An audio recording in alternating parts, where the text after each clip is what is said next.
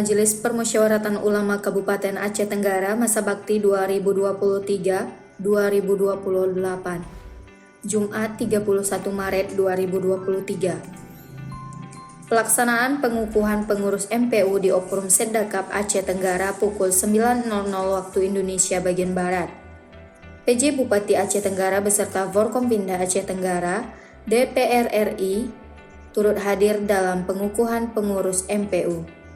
Dalam sambutan PJ Bupati Aceh Tenggara mengatakan, selamat atas dikukuhkannya Abuya Tengku Dr. Andes Haji Buhari Husni MA sebagai Ketua MPU Aceh Tenggara beserta pengurus MPU Aceh Tenggara.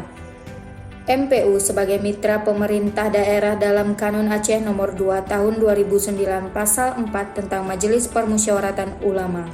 Disebutkan bahwa peran MPU sebagai wadah berhimpunnya para ulama di Aceh memiliki fungsi dan kewenangan yang sangat penting, yaitu memberikan pertimbangan terhadap kebijakan daerah meliputi bidang pemerintahan, pembangunan ekonomi, sosial budaya, dan kemasyarakatan. Dari Kuta Cane, tim Diskominfo Agara melaporkan.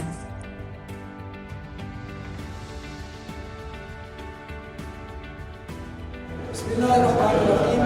Saya PJ Bupati Aceh Tenggara beserta Forkompinda Kabupaten Aceh Tenggara mengucapkan selamat dan sukses